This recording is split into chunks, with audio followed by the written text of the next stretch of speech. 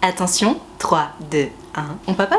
Bonjour à toutes et à tous mes enfants et bienvenue dans ce nouvel épisode de On papote. Tu le sais, je vous ai demandé à toutes et à tous sur Instagram de venir me poser des questions courtes pour que moi j'essaie de faire des réponses courtes. On va parler d'amour, d'amitié, de séduction, de sexualité, de vous, de moi, de ce que vous voulez. Alors c'est parti, papotons. Attention, on commence avec une question profonde. Gertrude me demande, est-ce que les gens peuvent changer? Ta-ta-ta. C'est une vraie bonne question ça ma Gertrude. Pour y avoir réfléchi de longues heures durant, honnêtement je pense que je pourrais réellement t'en parler pendant des heures. Mais si tu veux le résumé du fruit de ma réflexion à ce sujet, est-ce que les gens peuvent changer? Je pense que oui et non. C'est-à-dire que, bien entendu qu'il est possible de glow up, bien entendu qu'il est possible, voire même nécessaire parfois, d'évoluer chaque jour vers une meilleure version de soi-même. Je pense qu'avec un peu de recul et surtout beaucoup de travail, on peut réussir à évoluer chaque jour vers une meilleure version de soi-même. Maintenant, est-ce qu'on peut changer du tout au tout? Non, je ne pense pas. Tu sais, si on part du principe que nos personnalités sont une sorte de squelette sur lequel on va rajouter des organes, des muscles, etc. Partons du principe que le squelette de ta personnalité, c'est donc ce qui est absolument immuable. Tes organes, en principe, ça bouge pas trop, sauf opération chirurgicale essentielle, et ta masse musculaire, ta masse graisseuse, l'état de ta peau, ça oui, c'est vrai, ça peut changer. Pourquoi? Parce que c'est ce qu'il y a de plus superficiel finalement chez toi, de même que ton make-up ou ta coupe de cheveux. Au cas où t'aurais pas saisi la métaphore, je pars donc du principe que le squelette, ça va être les traits profonds de ta personnalité, des choses qu'on ne peut pas changer. Typiquement, si tu as été traumatisé mais profondément sur telle ou telle chose, il est possible que ça ne change jamais tout à fait. Par exemple, quelqu'un de profondément timide, il ou elle va bien pouvoir travailler sur cette timidité et évoluer un petit peu là-dessus. Toujours est-il que timide profond un jour, timide toujours. Oui, ça pourrait évoluer, oui, la personne pourra sortir un petit peu de sa zone de confort, mais la timidité, l'ombre de cette timidité planera toujours sur cette personne, en principe. En revanche, si le problème que tu as avec cette personne, j'en sais rien, c'est que il ou elle a des idéaux qui te dérangent ou qui ne te plaisent pas, ça oui, évidemment que ça peut changer parce que c'est qu'une idée finalement. Et heureusement d'ailleurs que ça peut changer. Donc ma Gertrude, pour en revenir à ce que tu me demandais, est-ce que les gens peuvent changer? Je pense qu'on peut évoluer, comme je te disais, vers une meilleure version de soi-même. Par exemple, quelqu'un qui va avoir tendance à être profondément jaloux va pouvoir essayer de faire vraiment très attention, à être beaucoup plus vivable, à modifier sa marge de manœuvre, etc.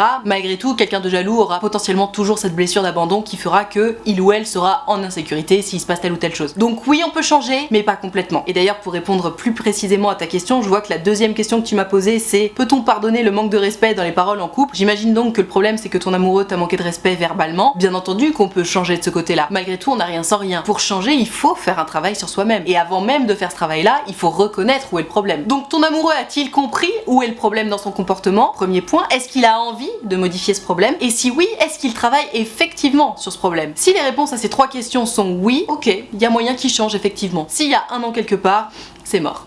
Oh my god, une mini-histoire dans laquelle je me retrouve, mais tellement. On se moque souvent de moi parce que j'ai des sourcils épais et je le vis mal. Oh, mais ma Gertrude, si tu savais comme c'était mon complexe de tout le collège et de tout le lycée. Mon dieu, qu'est-ce qu'on m'a fait chier avec la taille de mes sourcils. Ah, il faut t'épiler, ah, on dirait de la moquette. Je me suis même fait humilier publiquement par le mec dont j'étais amoureuse quand j'étais au lycée, qui s'était foutu de ma gueule justement par rapport à mes sourcils devant tous ses copains et devant tous les miens. Oh, mon dieu, mais j'ai tellement mal vécu ce complexe. Le souci des sourcils, c'est que c'est au milieu de la gueule, quoi. Vraiment, tu peux pas les louper. Et en plus, à l'époque où moi j'étais au collège ou au lycée, c'était la mode sourcil épais comme un fil dentaire. Donc autant te dire que moi, avec mes sourcils à la Cara Delevingne, je faisais pas la maline à l'époque. Et puis va savoir pourquoi. J'avais juste pas envie de suivre la mode. En fait, j'avais pas envie de m'épiler les sourcils et j'avais envie de les garder tels qu'ils sont. Et donc, comme toi, ma Gertrude, je l'ai très mal vécu. Si jamais ça peut t'aider, j'espère que ça t'aidera. Et d'ailleurs, quel que soit le complexe, qu'il s'agisse de sourcils, qu'il s'agisse de cheveux, de poils, d'enveloppe corporelle, qu'elle soit trop grosse, trop mince, trop grande, trop petite ou que sais-je, rappelle-toi toujours que tu es tel que tu es et c'est à prendre ou à laisser. Tes sourcils, si apparemment ils sont trop épais, on est d'accord que si tu les gardes comme ça, c'est qu'ils te plaisent. Et donc si ça te plaît comme ça, mais qu'ils se moquent en fait, ça ne changera pas le fait que tu es tel que tu es et c'est à prendre ou à laisser. T'aimes pas mes sourcils? Ok frérot, bah juste lâche-la faire en fait. Alors je sais que c'est beaucoup plus facile à dire qu'à faire, D'ailleurs, d'une manière générale, une fois que les gens ont compris que ça te faisait chier, que ça te faisait mal en fait, quand ils se foutaient de la gueule de tel ou tel point, là t'inquiète pas qu'ils vont appuyer, ils vont appuyer, ils vont appuyer. Donc la meilleure chose à faire finalement, ma Gertrude, c'est d'adopter la totale ignorance, totale indifférence. L'idée c'est finalement de laisser l'autre penser que t'en as absolument rien à faire de ses remarques sur tes sourcils. Alors je sais, c'est pas facile. Encore une fois, je suis littéralement passée par là, mais t'as pas d'autre choix en fait. Déjà, l'ignorance est le meilleur des mépris, et surtout, au bout d'un moment, si tu l'ignores, il va finir par se lasser. C'est la vérité. S'il y a plus aucune attache, s'il y a plus de répondant quand on appuie sur les défauts des autres, bah tu sais, on en cherche d'autres en fait, on lâche l'affaire. Donc vraiment, le meilleur conseil que je puisse te donner, c'est d'adopter la totale indifférence. TI, totale indifférence, totale ignorance. Parallèlement à ça, pose-toi des questions sur toi-même. toi-même. Comment ça se fait que tu vives mal le fait qu'on se moque de tes sourcils? Est-ce que c'est parce que tu n'aimes pas tes sourcils? Parce que c'est une possibilité. Auquel cas, t'as de la chance, ça se modifie facilement une forme de sourcil. Donc tu sais, si au fond de toi-même t'as envie de modifier la forme de tes sourcils, libre à toi. Même si, encore une fois, pour être passé par là, je sais très bien ce qui se passe dans ta tête, c'est-à-dire que tu te dis, ah bah non, je vais pas changer la forme de mes sourcils parce que ça leur donnerait raison. Et je suis tout à fait d'accord. Mais bon, que ça leur donne raison ou pas, ce qui compte, c'est ce que tu veux toi vraiment. Donc si t'as envie de modifier la forme de tes sourcils, libre à toi. Maintenant, si tu aimes la forme de tes sourcils et que t'en as juste marre qu'on se moque de toi par rapport à la forme de tes sourcils qui te correspond à toi, je te dis, il va vraiment falloir adopter cette fameuse ligne de conduite qui est la totale ignorance et surtout te rappeler de pourquoi tu les gardes comme ça tes sourcils. Parce que t'aimes bien ton corps, ton choix. C'est toi qui décides de ton apparence. C'est pas les autres. Et c'est pas leur vieille pression de merde. Et d'ailleurs, surtout, rappelle-toi toujours que quelqu'un qui va venir te harceler, parce que c'est du harcèlement, hein, si on se moque de toi par rapport à quelque chose de physique et que c'est répété, c'est ce qu'on appelle du harcèlement. Quelqu'un qui va venir te harceler sur tel ou tel point, c'est quelqu'un qui éprouve lui-même ou elle-même un sacré mal-être. Et qui, plutôt que de soigner son propre mal-être, va aller appuyer sur ceux des autres en s'imaginant que ça va leur faire du bien ou que ça va les faire penser à autre chose. Toujours est-il que je te rassure, ça fonctionne pas. Mais voilà, ma Gertrude, ignore cette personne et rappelle-toi surtout que si cette personne vient se moquer de toi par rapport à telle ou telle chose, c'est qu'elle-même a ce mal-être là. Donc tu peux essayer de jouer à son propre jeu en essayant de fight back et en essayant de lui faire mal en retour. Malheureusement, ça va à l'encontre de ce que je te suggère, c'est-à-dire jouer la totale ignorance pour que l'autre se lasse. À toi de voir. Dans tous les cas, si ça peut te rassurer, des années après le lycée, 15 ans plus tard d'ailleurs, ça ne me rajeunit pas, sache que tous les jours, mais tous les jours, hein, on me complimente sur mes sourcils. Alors effectivement, pour la petite histoire, depuis le temps, j'ai appris à les dompter, entre guillemets, j'ai appris à faire en sorte que leur forme me plaise tout à fait. Malgré tout, seul le résultat compte. Des années plus tard, alors qu'on s'est tant moqué de moi par rapport à mes sourcils, on me complimente tous les jours sur mes sourcils. J'espère que ce sera ton cas bientôt, mais voilà, rappelle-toi que tu es tel que tu es, c'est à prendre ou à laisser, c'est toi qui décides de ton apparence physique, et celles et ceux à qui ça ne plaît pas, totale ignorance, tu n'as pas de temps à perdre, et encore moins d'énergie à perdre pour ces gens-là. C'est une question hyper intéressante parce qu'elle touche aux insécurités, et les insécurités c'est souvent ça qui pêche dans les histoires d'amour, en tout cas c'est souvent ça qui fait pêcher les histoires d'amour. C'est Gertrude qui me dit, on a eu 4 dates qui se sont très bien passés, et là il a changé sa bio sur l'application de rencontre. Mon anxiété est en flèche. Mais tu m'étonnes ma Gertrude que ton anxiété elle soit en flèche, c'est normal. Enfin cela dit, ça dépend de ce qu'il a modifié dans sa bio. Même si soyons honnêtes, si après 4 dates il continue d'aller sur cette application de rencontre, c'est que potentiellement il est pas suffisamment accroché à toi pour arrêter d'aller sur cette application de rencontre. J'irai pas jusqu'à dire que c'est un red flag, mais je sais qu'à ta place ça m'aurait effectivement refroidi. Pour ma part, au bout de 4 dates avec Baé, j'estimais qu'on était en couple, hein. Mais bon, chaque histoire est différente, chaque histoire a son propre rythme. Dans tous les cas, ma Gertrude, je disais justement que c'était intéressant parce que tu m'expliques que finalement ce garçon, sur qui t'es en crush, hein, j'imagine, a fait une action qui fait augmenter ton anxiété. La réaction naturelle des gens à ce moment-là, c'est de ne surtout rien dire. Parce que les anxieux, ou en tout cas les moments où quelqu'un a fait quelque chose qui touche à nos insécurités, on a immédiatement une image de nous-mêmes qui est totalement dégradée, et donc le premier réflexe, tu sais, c'est l'autodéfense, surtout ne rien dire parce qu'on ne veut surtout pas montrer ses faiblesses, on ne veut surtout pas montrer qu'on est accroché, et on veut encore moins passer pour quelqu'un de needy ou dans le besoin ou de désespéré, donc on ne dit rien. Sauf qu'en fait, ne rien dire, c'est la pire des idées au monde. Ton anxiété, elle est en flèche là. Donc de toute façon, que tu dises quelque chose ou pas, ça va se sentir. C'est pour ça que le meilleur conseil que je puisse te donner à ce moment-là, c'est de poser des questions. D'après toi, il va se passer quoi dans sa tête si tu vas le voir tranquillement et posément et que tu lui dis quelque chose du style, tiens, j'ai vu que t'avais changé ta bio, bah alors qu'est-ce qui se passe? Est-ce que tu penses qu'il va te prendre pour une folle hystérique? Est-ce que tu penses qu'il va penser que t'es ultra désespéré? Non, il va juste penser que tu cherches des explications à un comportement qui potentiellement a l'air de te déplaire, mais que tu restes tranquille, chill, et que tu commences pas à te prendre la tête tant que tu n'as pas d'explication. Or, si tu ne dis rien, qu'est-ce qui va se passer? Tes insécurités, elles vont faire que augmenter. Pour combler ces insécurités, tu vas commencer à essayer d'être quelqu'un d'autre, c'est-à-dire que tu vas faire genre tout va trop bien,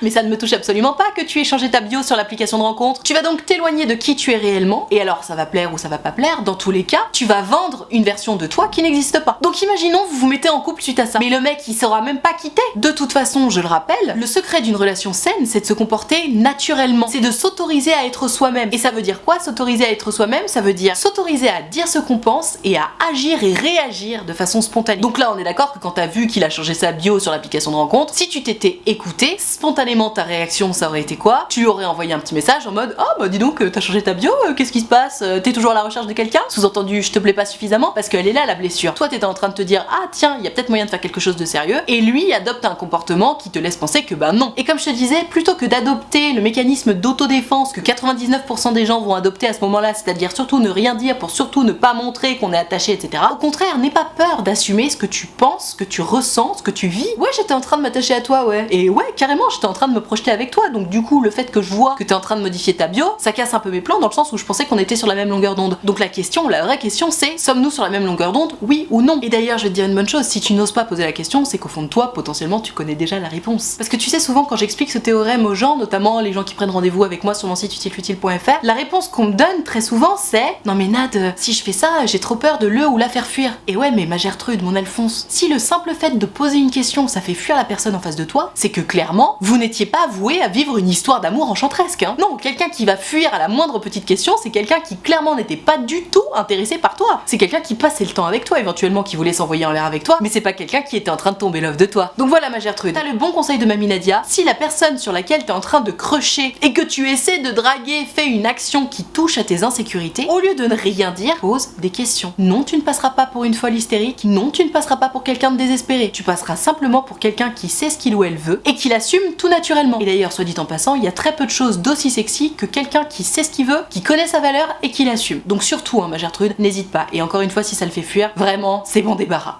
Et ouais, mais ma Gertrude, elle me dit, j'ai été ghostée il y a 5 mois, entre parenthèses par un homme toxique, il m'emmène au resto pour qu'on s'explique et j'ai peur de faiblir. Mais Gertrude, évidemment que tu vas faiblir, mais t'as déjà faibli, t'as dit oui. Non mais il y a un moment, tu sais, moi je veux bien t'aider, je veux bien être de ton côté, je veux bien t'aider à remonter tes barrières, à t'endurcir, etc. Mais là ma Gertrude, c'est comme si tu me disais, oh là là, j'essaie de maigrir, mais bon, je suis allée à la boulangerie, j'ai acheté 5 croissants, je les ai mangés tous d'un coup, j'ai peur de grossir. Enfin tu sais, it's too late, ma Gertrude. Parce que je t'explique ce qu'il aurait fallu faire idéalement si tu voulais justement pas faiblir face à cette personne-là. À partir du moment où il t'a ghosté, il y a 5 mois, il fallait le bloquer. Pourquoi? Parce que très simplement, à ce moment-là, t'étais ultra déçu par un comportement que tu ne voulais pas voir se reproduire. On est d'accord? Or, pour une raison que j'ignore, tu ne l'as pas bloqué, sans doute parce que tu espérais au fond de toi qu'il revienne, hein. Ou alors tu l'as bloqué mais pas de partout et du coup il a trouvé un moyen de revenir. Bref, deuxième moment où tu as loupé une bonne occasion de laisser tes barrières en alerte, c'est quand il t'a écrit. Le mec t'écrit pour une raison que j'ignore également. De toute évidence, tu lui as répondu, sinon il t'aurait pas invité au resto. Alors que idéalement il aurait fallu ne pas lui répondre puisque justement tu ne voulais pas retomber dans ses filets. Bref, perdu. Troisième moment où tu aurais pu éviter cette situation, c'est le moment où il t'a proposé un resto. Tu aurais pu refuser, justement, en lui rappelant que tu sais très bien ce que tu veux c'est certainement pas quelqu'un qui te ghost, et comme tu sais ce que tu veux et ce que tu ne veux pas, tu l'assumes, et donc tu refuses sa proposition d'aller au resto puisque t'as pas le temps pour des gens comme ça. Bon, manque de peau, t'as dit oui pour le resto. Du coup, la ma Gertrude, si tu veux, tu me dis ah mais du coup j'ai peur de faiblir, bah oui, tu m'étonnes, évidemment que tu vas faiblir. En fait, c'est parce que t'as envie de faiblir que t'as accepté son invitation au restaurant. Sinon, tu lui aurais dit quoi? Tu lui aurais dit écoute, si t'as des explications à me donner, pas de problème, tu m'écris une lettre ou tu m'écris un long texto ou un mail, tu me donnes tes explications, je serais ravie de les avoir et puis goodbye, ça s'arrête là. Donc voilà ma Gertrude, tu sais, dans la vie, je pense, et notamment dans la vie amoureuse, il faut savoir ce qu'on veut. Toi là, tu me fais un peu l'effet de te mentir à toi-même, c'est-à-dire que tu fais genre tu veux pas retomber dans ses filets, mais en fait tu rêves de tomber dans ses filets. Et y a pas de problème avec ça. Enfin, tu te manques un petit peu de respect à toi-même en faisant ça malheureusement, mais t'as sans doute tes raisons. J'imagine que t'es particulièrement désespéré en amour en ce moment, que tes réserves affectives sont vides et que tu donnerais beaucoup pour avoir un petit peu d'amour en ce moment. Donc go en fait. Si c'est ça le plus important en ce moment pour toi, go, pas de problème. Mais juste ce que j'aimerais pour toi, c'est que tu le fasses en pleine conscience. Sois honnête avec toi-même. Oui, tu y vas parce que t'as envie de pécho cette personne. T'as envie de pécho cette personne pas parce que c'est l'homme de ta vie, clairement pas, vu la façon dont il t'a traité. T'as envie de pécho cette personne parce que tes piscines affectives sont vides et que tu as un besoin urgent de les remplir. C'est ok, y a pas de problème. Faut juste être honnête avec soi-même et le faire en pleine conscience. Une fois que t'es en accord avec toi-même, fonce. Mais voilà, arrête de te mentir à toi-même, tu verras, ça te fera gagner beaucoup de temps et beaucoup d'énergie. Question que j'aime beaucoup, Alphonse me demande comment répondre à des pics lancés par une amie. Alors mon Alphonse, il y a pic et pic, c'est-à-dire que étant donné que tu es un Alphonse et que tu me dis qu'une amie t'envoie des pics, dans une réflexion hétéronormée je me dis est-ce qu'elle te drague ou est-ce que c'est vraiment juste ton amie, il n'y a pas d'ambiguïté entre vous et elle t'envoie des pics. Parce que des pics envoyés pour draguer, c'est évidemment pas la même chose que des pics envoyés entre amis. Je vais me focus sur les pics envoyés entre amis parce que tu sais très bien comme moi que des pics envoyés pour la drague, il y a qu'à répondre par d'autres pics en rigolant, en se rapprochant, en se chamaillant et en principe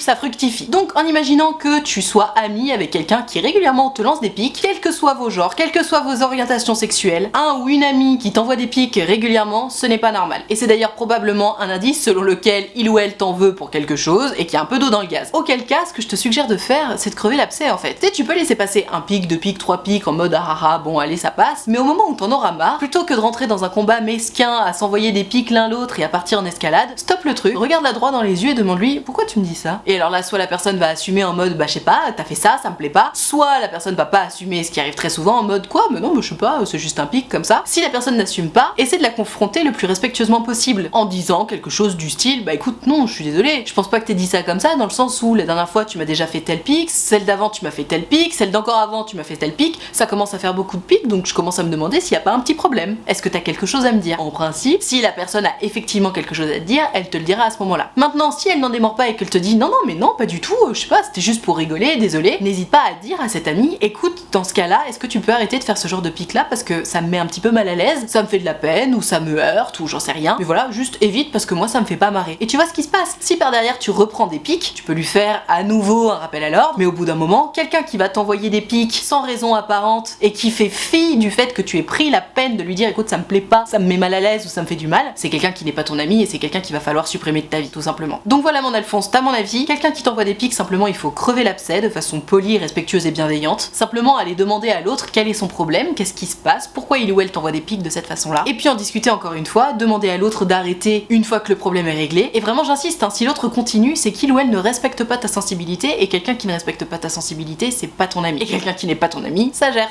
Sur cette bonne parole, je vais m'arrêter là pour ce On Papote, j'espère que ça t'a plu, que ça t'a intéressé, peut-être même que ça t'a appris des choses. Dans tous les cas, si t'as kiffé, n'hésite pas à mettre un pouce bleu ou à noter ce podcast, ça me fera drôlement plaisir. Tu peux également t'abonner à cette chaîne de podcast ou à cette chaîne YouTube. Je t'invite à venir me suivre sur mon compte Instagram NadRichard ou sur mon compte Instagram maman.nad. Si jamais tu as envie de discuter avec moi en direct et en privé de ton histoire d'amour, d'amitié, de sexualité, de confiance en toi, tu le sais, c'est possible. Il te suffit de prendre rendez-vous avec moi sur mon site utilefutile.fr. Tu pourras choisir un rendez-vous de 20 minutes ou de 45 minutes et tu pourras décider de me raconter tout ça à l'écrit, au téléphone ou en visio selon ce qui te met le plus à l'aise parce que c'est quand même très important d'être à l'aise quand on parle de ces sujets-là. Quoi qu'il en soit, si tu as envie de prendre rendez-vous mais que tu n'oses pas ou que tu as peur de me déranger ou que sais-je, sache que tu ne me déranges pas. C'est toujours un grand plaisir pour moi de vous avoir en rendez-vous, donc surtout tu n'hésites pas, utilefutile.fr, le lien est dans la barre de description. Tout ceci étant dit, merci infiniment d'avoir suivi cette vidéo ou ce podcast en entier et moi en attendant la prochaine vidéo ou le prochain podcast, je te fais des très gros bisous.